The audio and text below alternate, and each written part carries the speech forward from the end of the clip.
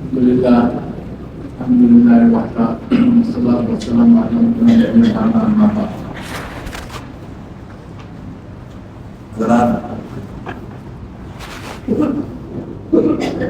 اللہ تبارک و تعالیٰ نے قرآن کریم میں حضرت لقمان کی وصیتیں اور نصیحتیں بیان فرمائی ہیں کہ انہوں نے اپنے بیٹے کو کچھ نصیحت کی تھی، تو اسی سے متعلق آج کچھ باتیں عرض کرنی ہیں۔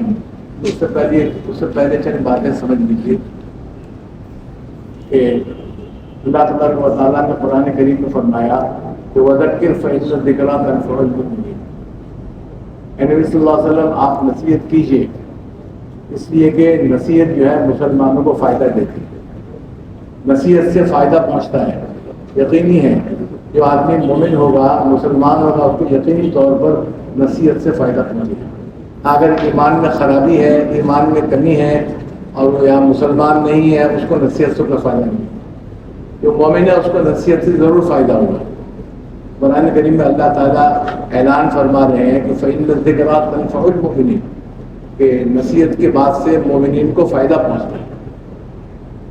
یہ قرآن کریم میں اللہ تعالیٰ نے فرمایا، اور اسی طرح جو ہے اللہ تعالیٰ تبارک و تعالیٰ نے قرآن کریم میں فرمایا کہ وَالْعَصْرِ إِنَّ الْإِنسَانَ لَفِي خُسْرٍ إِلَّا الَّذِينَ آمَنُوا وَعَمِلُوا الصَّالِحَاتِ وَتَوَاصَوْا بِالْحَقِّ وَتَوَاصَوْا بِالصَّبْرِ، کہ تمام انسان خسارے میں ہیں سوائے ان لوگوں کے جو چار کام کرتے ہیں۔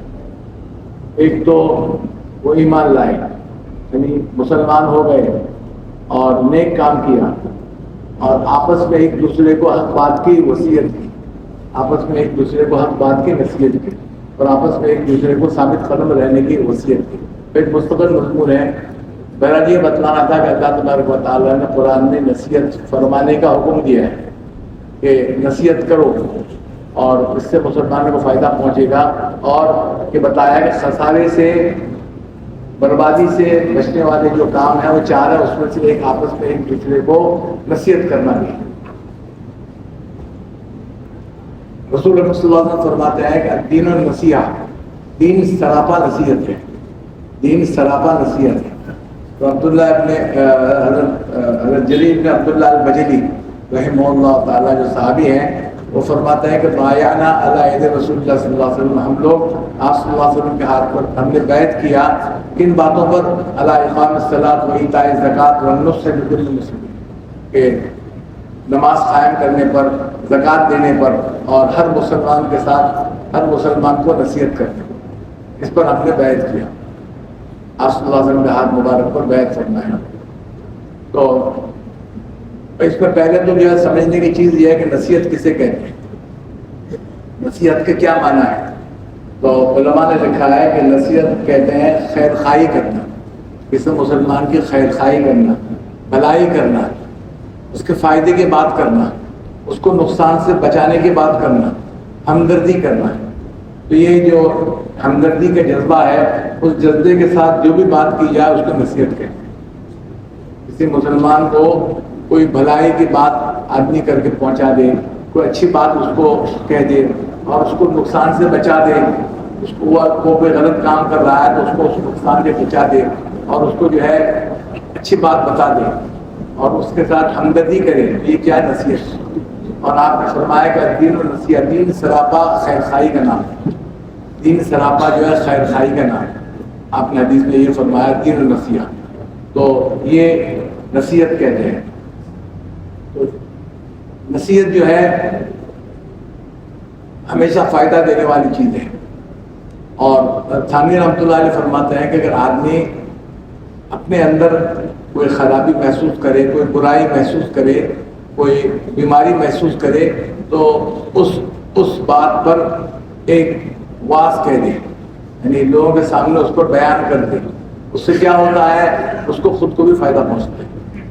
تھانوی رحمۃ اللہ علیہ کا یہ معمول تھا کہ جب اپنے اندر کوئی بات محسوس فرماتے فوراً جو ہے اس پر ایک واز فرماتے۔ تو حضرت فرمانے کا مطلب یہ ہے کہ نصیحت اتنی اونچی چیز ہے کہ اس سے جو ہے دوسروں کو فائدہ پہنچتا ہے، لیکن اپنی ذات کو بھی فائدہ پہنچتا ہے، اپنی ذات کو بھی فائدہ پہنچتا ہے اور اپنی ذات کو بھی نقصان سے بچا لیتا ہے۔ تو یہ نصیحت ہے۔ اور یہ نصیحت جو ہے ہمارے اسلاف میں ہمیشہ اس کا طریقہ رہا ہے. آپ صلی اللہ علیہ وسلم نے حضرات صحابہ کرام کو نصیحتیں کی، حضرات صحابہ نے تابعین کو نصیحتیں کی، تابعین نے بعد والوں کو نصیحتیں کی. آپ صلی اللہ علیہ وسلم کی نصیحتیں اور وصیتیں مستقل ایک موضوع ہے، اور علماء نے اس پر کتابیں لکھی ہیں.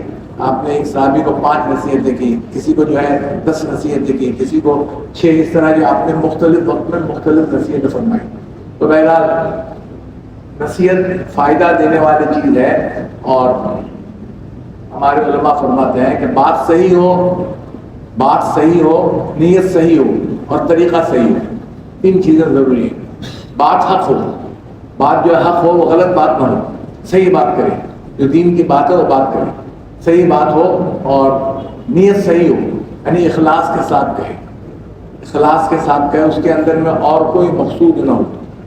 سامنے والے کو جب بات کرے، اس کو نصیحت کرے، تو اس میں مطلوب صرف اخلاص ہو اور دوسری کوئی چیز نہ ہو.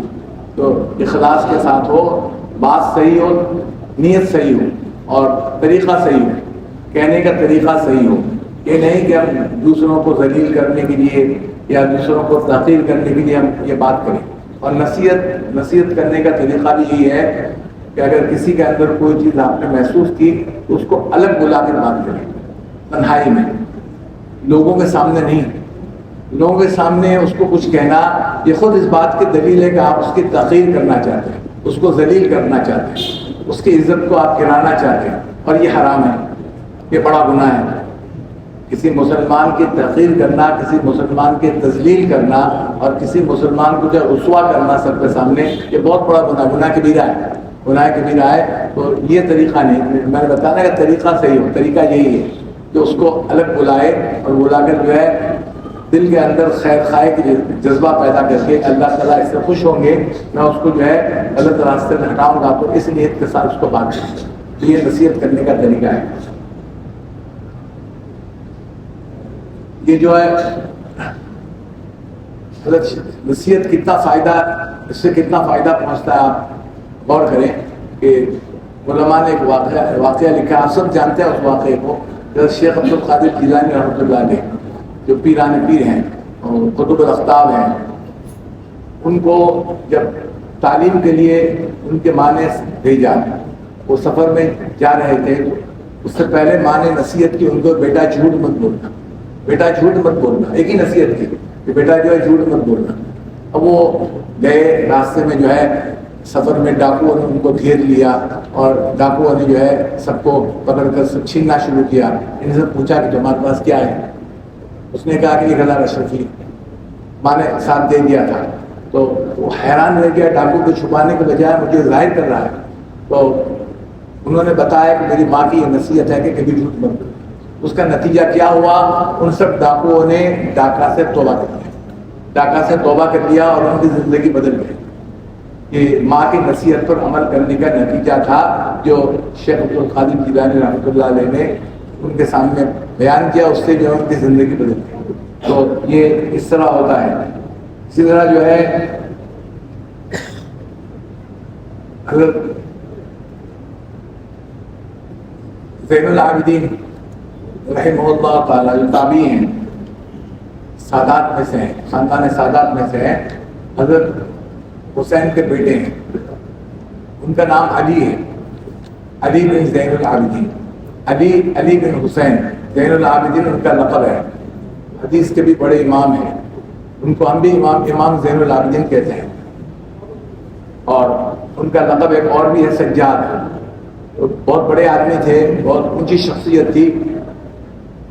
انہوں نے جو ہے اپنے بیٹے کو، اپنے اولاد کو نصیحت کی. انہوں نے نصیحت کی، اور اس نصیحت نے زندگی بھر ان کو فائدہ پہنچایا. ان کی اولاد کہتی ہے کہ اس نصیحت نے ہمیں زندگی بھر فائدہ پہنچایا، اور اس کی برکت سے فائدہ آگے بھی بڑھا. انہوں نے نصیحت کی اپنے بیٹے کو کہ دیکھو 3 شخصوں سے دوستی مت کرنا. اصل مجھے تو بیان کرنا لقمان کی نصیحت، لیکن یہ بھی ضمن کام کی چیز ہے. فرماتے ہیں کہ 3 شخصوں سے دوستی مت کرنا، 3 شخصوں سے دوستی مت کرنا. کیونکہ ہمارے اسلاف سے یہ رواج اور طریقہ چلا آ رہا ہے کہ والدین ہمیشہ اولاد کو نصیحت کرتے ہیں، ہمیشہ اولاد کو نصیحت کرتے ہیں، ان کے فائدہ کی بات بتاتے ہیں، ان کو غلطی سے روکتے ہیں، ان کو جو ہے نقصان سے روکتے ہیں. یہ طریقہ ہے. آج یہ طریقہ ختم ہو چکا ہے. آج یہ طریقہ ختم ہو چکا ہے. تو والدین کو اس کی پرواہ نہیں ہے کہ ہمارے اولاد کیا کر رہے ہیں، اور نہ اولاد کو اس کی پرواہ ہے کہ والدین کیا کہہ رہے ہیں. تو وہ آگے میں بتاتا ہوں. تو پہلی نصیحت کی ایک بات یہ کہا کہ 3 آدمیوں سے دوستی مت کرنا. اگر راستے میں وہ تمہارا ساتھ ہو جائے تو اس سے ہٹ کر چلنا، ساتھ مت چلنا، اس سے دور رہنا. نمبر 1 انہوں نے فرمایا کہ بے وقوف سے دوستی مت کرنا. بے وقوف سے دوستی مت کرنا، کیونکہ وہ تمہیں فائدہ پہنچانا چاہے گا لیکن نقصان پہنچا دے گا. پہنچانا چاہے گا فائدہ لیکن پہنچائے گا نقصان، تو اس سے نقصان میں رہو گے. دوسری بات انہوں نے یہ فرمایا کہ جھوٹ بولنے والے سے دوستی مت کرنا. وہ آدمی جو جھوٹا ہو، بہت جھوٹ بولتا ہو، اس سے دوستی مت کرنا، کبھی دوستی مت کرنا. اور تیسری بات انہوں نے یہ فرمایا کہ جو فاسق آدمی ہے اس سے دوستی مت کرنا. وہ تم کو 1 روپیہ سے بھی کم میں بیچ کر کھا لے گا. وہ جب اللہ کے ساتھ فسق کر سکتا ہے، پھر جو ہے انسان کے ساتھ اس کو جو ہے غلط معاملہ کرنے میں کیا شرم آئے گی. وہ جو ہے تمہیں 1 روپیہ میں بیچ کر کھا لے گا. اس کو ہمدردی کرو، اس کو سمجھاؤ، دین کی باتیں بتاؤ، اس کو جو ہے اچھے راستے کی طرف میں لے آؤ. یہ صحیح ہے، ضروری ہے، لیکن اس سے دوستی کا تعلق مت رکھنا، اس لیے کہ وہ تمہیں جو ہے چند پیسوں میں بیچ کر کھا لے گا. تو 3 آدمیوں سے دور رہنے کی نصیحت کی. اور انہوں نے جو ہے 3 نصیحتیں کی، اور 3 نصیحتیں. انہوں نے یہ فرمایا کہ اپنے بیٹے کو کبھی جھوٹ مت بولنا، کبھی جھوٹ مت بولنا. یہ بچپن سے ہمارے اکابرین کہتے ہیں کہ بچے کو یہ تعلیم دی جانی چاہیے، کبھی جھوٹ نہ بولیں. اس بات پر ان کے ساتھ کبھی آپ کمپرومائز نہ کریں، کبھی جو ہے اس بات پر ان کے ساتھ آپ ڈھیلا پن نہ کریں. اس کو ہمیشہ یہ تعلیم دے کہ جو بھی بات صحیح ہے وہ آ کر بتاؤ، اس کے اندر میں جھوٹ ملا کر بات مت کرو، کیونکہ اس سے پھر جو ہے راستہ غلط پہ پڑ جاتا ہے، غلط راستے پہ پڑ جاتا ہے. یہاں تک کہ علماء نے یہ لکھا ہے کہ آدمی کی غفلت والی زندگی کی ابتدا جھوٹ سے ہوتی ہے. جب آدمی جھوٹ بولنے لگتا ہے تو اس کی زندگی میں غفلت آ جاتی ہے، وہ اللہ سے غافل ہو جاتا ہے، اللہ سے دور ہو جاتا ہے. غفلت والی زندگی کی ابتدا جھوٹ سے ہوتی ہے. اس لیے جو ہے جھوٹ گناہ کبیرہ ہے. آپ صلی اللہ علیہ وسلم بار بار فرما رہے تھے نا، جب صحابی نے پوچھا تو آپ صلی اللہ علیہ وسلم نے بتلایا کبائر کیا ہے. کبائر پوچھا تو آپ نے 7 چیزیں گنوائی، اکبر الکبائر. اور پھر آخر میں فرمایا الا وقول الزور، الا وقول الزور. راوی کہتے ہیں، صحابی کہتے ہیں کہ فما زال یکررھا. آپ صلی اللہ علیہ وسلم بار بار اس کو دہرا رہے تھے. ہم نے دل میں کہا ہے کاش آپ چپ ہو جاتے. جھوٹ بات کرنا، کبھی جھوٹ بات مت کرنا. انہوں نے یہ نصیحت کی. جب بچے کی تعلیم اور بچے کی تربیت بچپن ہی سے اس بنیاد پر ہوگی تو انشاءاللہ وہ بڑا ہو کر جو ہے ترقی کرے گا اور صحیح راستے پہ چلے گا. اور اگر اس کی جھوٹ کی ہم نے پرواہ نہیں کی اور ہم نے جو اس کو جھوٹ پر رہنے دیا تو کیا ہوگا؟ اس کی زندگی غفلت والی زندگی. ہماری زندگی غفلت والی ہو جائے گی، ہم نے اس کی پرواہ نہیں کی، اور اس کی زندگی بھی غفلت والی زندگی کی ابتدا ہو جائے گی، وہ اللہ سے غافل ہو جائے گا. تو یہ ایک بات انہوں نے اپنے بچے کو بتائی. انہوں نے جو ہے دوسرا یہ بتایا کہ 5 وقت کی نماز کی پابندی کرنا. اور یہ ایسی چیز ہے اس پر کوئی مسلمان کمپرومائز نہیں کر سکتا ہے، لیکن ہم کرتے ہیں. بچے کو امتحان دینا ہے، نماز چھوڑ دیا پوچھتے بھی نہیں. بچے کو جو ہے اسکول جانا ہے، نماز چھوڑ دیا، ہم کو اس کو پرواہ نہیں. اسکول اہم ہے اور جو ہے وہ امتحان اہم ہے ہمارے نزدیک، اور دنیا اہم ہے ہمارے نزدیک. اس کے لیے ہم اگر بچہ نماز چھوڑتا ہے، بالغ بچہ ہے، ہم اس کو کوئی پرواہ نہیں کرتے، نہ اس کو ہم کہتے ہیں. ہمارے اندر اب تو اتنی کوتاہی پیدا ہو گئی ہے کہ ہم اس کو کہنے کو بھی تیار نہیں. کہنے سے کہتے ہیں کہ وہ امتحان ہے اس کا. یہاں تک کہ امتحان اگر دنیاوی تعلیم کے امتحان میں اس کو جو ہے مکتب سے بھی چھٹی دلا دیتے ہیں کہ بیٹا ابھی امتحان ہے تو وہاں مت جاؤ، ابھی یاد کرو، بعد میں جو وہاں جانا. یہ کیا ہے؟ یہ دین سے بے پرواہی ہے، دین سے جو ہے دوری ہے. وہ دین کی تعلیم جو فرض عین ہے ہر مسلمان پر، ضروری تعلیم حاصل کرنا فرض عین ہے. اس فرض عین سے ہٹائے جا رہے ہیں اور کہہ رہا ہے کہ اسکول کی فکر کرو، امتحان میں فیل نہ ہو جاؤ. ارے وہ جہنم میں گیا فیل ہونا اور جو پاس ہونا، لیکن یہاں جو فرض ہے اس کو پورا کرنے سے اس کو ہٹا رہے ہیں۔ تو یہ جو ہے ہماری بہت بڑی کوتاہی ہے کہ ہم بچوں کو نماز کے متعلق کوئی تربیت نہیں کرتے، ہماری کوئی تربیت نہیں ہوتی بچوں کو نماز کے بارے میں، نہ ہم اس کو کہتے ہیں نہ اس کو ہم سمجھاتے ہیں کہ نماز کی کیا اہمیت ہے۔ یہاں تک کہ جو حدیث میں آتا ہے کہ من ترک الصلاۃ متعمدا فقد کفر، وہ آدمی کفر کیا، امام احمد حنبل رحمۃ اللہ علیہ فرماتے ہیں کہ وہ تو کافر ہو گیا، اس کا نکاح بھی اس کی بیوی سے ٹوٹ گیا، دوبارہ نکاح پڑھنا ہوگا۔ تو اس وعید میں ہم بھی شامل ہوں گے اگر ہم نے اپنے بچوں کو نماز کی تعلیم نہیں دی اور نماز پر نہیں ٹوکا اور نماز کا پابند نہیں بنایا۔ یہ فقط کفر والی جو وعید ہے اس میں ہم بھی شامل ہوں گے، ہم بھی اس میں شامل ہوں گے۔ تو یہ ایک نصیحت کی نماز کی اہمیت بہت زیادہ ہے، آپ سب جانتے ہیں، مجھے بتلانے کی ضرورت نہیں، صرف یہ احساس دلانا ہے کہ ہمیشہ دین کو مقدم رکھو، ہمیشہ دین کو مقدم رکھو، دنیا کو پیچھے رکھو۔ دین آئے گا تو دنیا بھی ساتھ آ جائے گی، لیکن اگر دین نہیں آیا اور صرف دنیا کے پیچھے پڑا تو دین سے جو ہے آپ محروم ہو جائیں گے، اور پھر کیا ہوگا، اس کی زندگی خراب ہو جائے گی۔ اور مرنے کے بعد قبر میں کام آنے والی چیز دین ہی ہے، یہ نماز، یہ روزے، یہ سبھی ہیں۔ اور اولاد کو ہم نے جو ہے دیندار بنایا تو مرنے کے بعد ہمیں کام آئے گا، ورنہ کوئی اولاد گھوم کر بھی آپ کو نہیں پوچھے گا، نہ آپ کے لیے استغفار کرے گا، نہ آپ کے لیے دعا کرے گا، اس کے دل میں جو ہے ماں باپ کی کوئی قدر و قیمت ہی نہیں ہوگی، اس لیے وہ جو ہے گھوم کر بھی آپ کو نہیں پوچھے گا، اور آپ کو کوئی بھی فائدہ نہیں ہوگا۔ یہ اعلیٰ ڈگریاں دلا کر، اعلیٰ تعلیم دلا کر ضرور دلائیے، لیکن اس کو دیندار بھی بنائیے، اس کو دیندار بھی بنائیے۔ اگر وہ دیندار نہیں ہے تو آپ کو کوئی بھی فائدہ نہیں پہنچے، بلکہ خود اس کی زندگی برباد ہوگی۔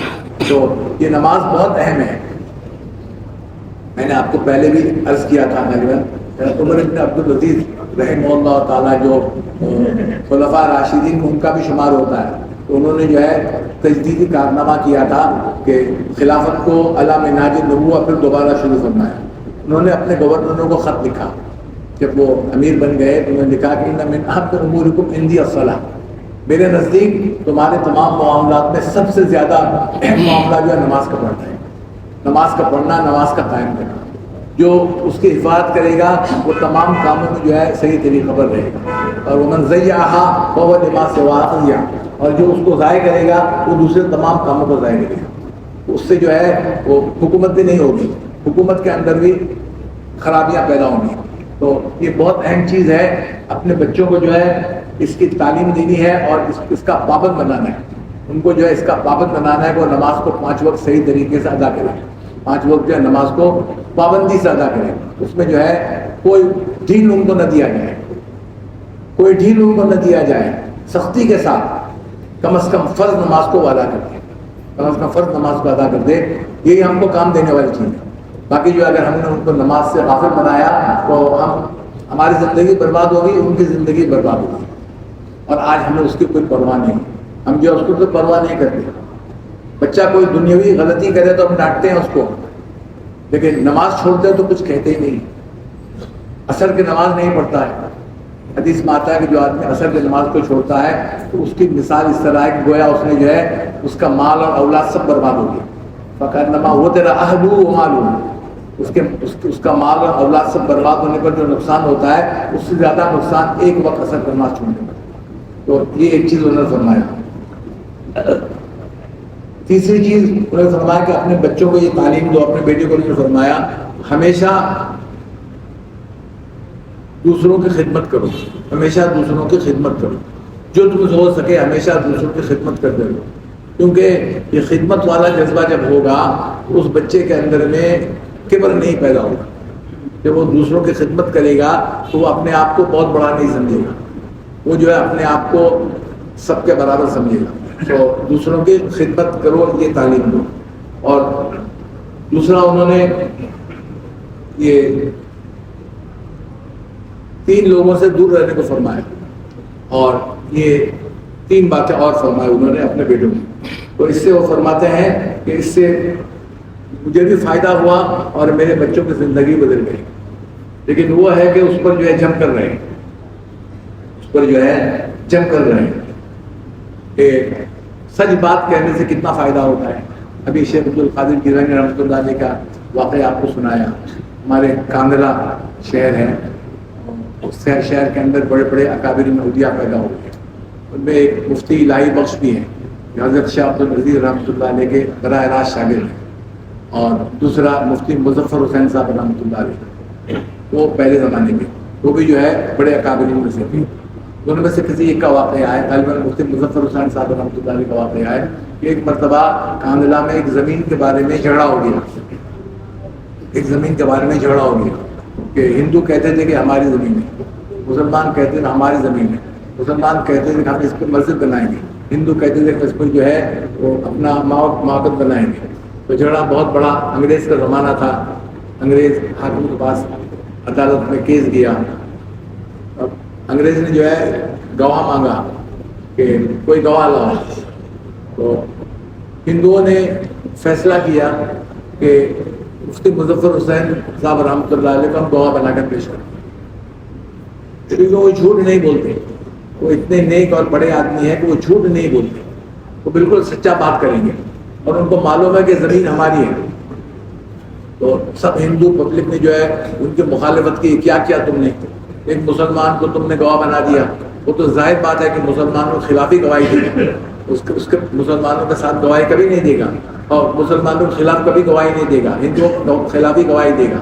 تو ان لوگوں نے کہا کہ نہیں, یہ سچا آدمی ہے. جب عدالت میں معاملہ پیش ہوا, ان سے پوچھا گیا, انہوں نے بتایا, خود کر بتایا کہ یہ ہندوؤں کی زمین ہے, یہ ہندوؤں کی زمین ہے, مسلمانوں کی زمین نہیں ہے. مسلمان اس پر غلط قبضہ کر رکھا ہے. خیر فیصلہ ہندوؤں کے ہاتھ میں ہو گیا, لیکن جج نے ایک ریمارک لکھا کہ آج مسلمان ہار گئے لیکن اسلام جیت گیا. آج مسلمان ہار گئے لیکن اسلام جیت گیا. اس نے جو ہے ریمارک لکھا. اس کے بعد یہ ہوا کہ عدالت کے اندر ہی اس ہندو جماعت نے یہ کہا کہ آپ گواہ رہیں کہ یہ زمین ہم لوگوں کی ہے, اور جیسا کہ حضرت نے فرمایا ہم نے یہ زمین ہماری ہے, ہم نے حاصل کر لیا, لیکن آپ گواہ رہیں آج ان کے سچ بولنے کی وجہ سے ہم سب مسلمان ہوتے ہیں. ہم سب مسلمان ہوتے ہیں, سب نے اسلام قبول کیا, اور پھر انہوں نے یہ کہا کہ اس جگہ پر اب ہم مسجد بنائیں گے. ہم کیا کریں گے, مسجد بنائیں گے. تو انہوں نے وہاں پر مسجد بنائی. یہ سچ کا جو ہے فائدہ ہے. اسی لیے بچے کو ہمیشہ سچ کی تعلیم دیں کہ وہ ہمیشہ سچ بولیں اور کبھی جو ہے غلط بات نہ کریں, اور ہمیشہ اس کو اس پر پکڑ کریں. اگر کوئی غلط بات کہہ دے وہ تو اس پر پکڑ کریں, چاہے معمولی چھوٹی بات ہو. تو یہ میں بطور تمہید کے بتلایا. اب حضرت لقمان علیہ السلام کی نصیحتیں ہیں, وہ اصل بتلانا چاہتا ہوں. وقت تو ہے نہیں, اب آئندہ انشاءاللہ پورا کروں گا. حضرت لقمان وہ شخصیت ہیں کہ جن کے بارے میں اختلاف ہے کہ وہ نبی تھے یا نہیں. وہ نبی تھے یا نہیں, دونوں قول ہیں. بعضوں نے کہا کہ نبی تھے, بعضوں نے کہا نبی نہیں تھے, اللہ کے اولیاء میں سے ایک تھے. بہرحال لیکن اتنی بزرگ شخصیت تھی, اتنی بڑی شخصیت تھی کہ اللہ تعالیٰ نے قرآن کریم میں ان کا نام لے کر ذکر فرمایا, اور ان کے نام سے ایک سورت ہے, ان کے نام سے ایک سورت ہے, ایک سورت کو بیان فرمایا. تو حضرت لقمان نے اپنے بیٹے کو بہت ساری نصیحتیں کی ہیں. علماء نے لکھا ہے کہ 6000 نصیحتیں کی, اور بعض علماء نے لکھا کہ 4000. اور قرآن کریم نے ان نصیحتوں کو بیان فرمایا. اللہ تعالیٰ کو یہ بات اتنی پسند آئی ان کی نصیحتیں کہ اللہ تعالیٰ نے قرآن کریم میں یعنی اپنے کلام میں اس کو شامل فرمایا, اپنے کلام میں اس کو شامل فرمایا. یہ نصیحت اللہ تعالیٰ کو بہت پسند ہے. حضرت سلیمان علیہ السلام ایک لشکر کے ساتھ جا رہے تھے, راستے میں چونٹیوں کا گھر تھا. تو چونٹیوں میں سے ایک چونٹی نے اپنے ساتھیوں سے کہا کہ یا ایھا النمل ادخلوا مساکنکم, اے چونٹیوں اپنے بلوں میں داخل ہو جاؤ, تمہیں کہیں حضرت سلیمان علیہ السلام اور ان کا لشکر جو ہے رول نہ دے. تو اللہ تعالیٰ کو یہ بات اتنی پسند آئی, خیر خائی کی بات تھی نا اپنے ساتھیوں کی, تو اس کو قرآن کریم میں ذکر فرمایا اور ایک مستقل سورت اس نام پر رکھ دیا, سورہ نمل, سورۃ النمل. کہ اللہ کو یہ بات اتنی پسند آئی. اسی طرح حضرت لقمان علیہ السلام کہہ لیں یا رحمہ اللہ کہہ لیں, جو بھی کہہ لیں, بہرحال ان کو ان کی نصیحتیں میں اللہ تعالیٰ نے پسند فرمائی, اور ان کو مستقل ایک سورت کا نام دیا, سورہ لقمان, اور اس میں اپنے کلام میں اس کو شامل فرمایا. بہت ساری نصیحت فرمائی. ان کے قرآن کریم میں سب سے پہلے نصیحت یہ بتلایا کہ یا بنی لا تشرک باللہ, اے میرے پیارے بیٹے اللہ کے ساتھ کبھی کسی کو شریک مت کرنا. شرک کی مختلف صورتیں ہوتی ہیں نا، معلوم ہے آپ کو، شرک کی مختلف صورتیں ہوتی ہیں، صرف یہی نہیں کہ بت کے سامنے آپ پوجا کرنے لگے، اور بھی بہت ساری صورتیں ہیں شرک کی. یا بنی لا تشرک باللہ، اے میرے پیارے بیٹے کبھی شرک مت کرنا زندگی میں، ان الشرک لظلم عظیم، شرک بہت بڑا گناہ ہے، ایک بڑا ظلم ہے، ظلم گناہ ہے، بہت بڑا گناہ ہے، اس سے بڑھ کر دنیا میں کوئی گناہ نہیں. اکبر الکبائر میں سے سب سے پہلی چیز جو ہے حدیث میں جو بتلایا گیا وہ شرک ہے، اللہ کے ساتھ کسی کو شریک کرنا. سات باتیں بتائی گئی جو اکبر الکبائر ہے، یعنی گناہوں میں سب سے بڑے بڑے گناہ، ایک تو شرک ہے.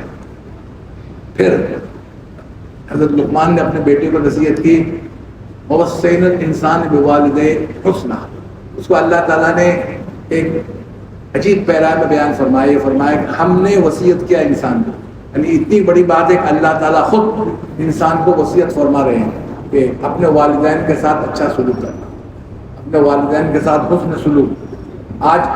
آج امت میں اس چیز کی بہت بڑی کوتاہی ہے. آج کل جو زمانہ ہے اور آج کی جو نوجوان نسل ہے وہ والدین کو کچھ ہی نہیں سمجھتے، والدین کو کچھ ہی نہیں سمجھتے، اور بڑے ہو جانے پر اس کو بوڑھا آدمی کہہ کے پکارتے ہیں اور وہ ان کی باتیں ماننے کو تیار نہیں. حالانکہ والدین کے معاملے میں قرآن کریم بہت سخت ہے. قرآن کریم نے جہاں اللہ تعالیٰ نے شرک سے بچنے کا حکم فرمایا، اس کے فوراً بعد جو ہے والدین کے ساتھ احسان کا ذکر کئی جگہوں پر ہے. وبالوالدین احسانا، یہاں تک فرمایا کہ اگر وہ بوڑھے ہو جائیں، بڑے ہو جائیں اور دونوں ہو یا ایک ہو تو ان کو اف تک رکھو. اف کا مطلب یہ ہے کوئی ایسی بات نہ کہو جس سے ان کے دل کو ٹھیس پہنچے، ان کے دل کو جو ہے ٹھیس پہنچے اور وہ ناراض ہو جائیں. کوئی ایسی بات منہ سے مت نکالو اور ان کے سامنے اپنے آپ کو عاجز کر کے رہو، ذلیل کر کے رہو، اپنے آپ کو چھوٹا بنا کر رہو، اور پھر جو ہے ان کے لیے دعا کرتے رہو. وقل رب ارحمہما کما ربیانی صغیرا. تو یہ والدین کے ساتھ سلوک ہے، آئندہ کسی ہفتہ کو پورا کرنا. اللہ تعالیٰ عمل کرنے کی توفیق.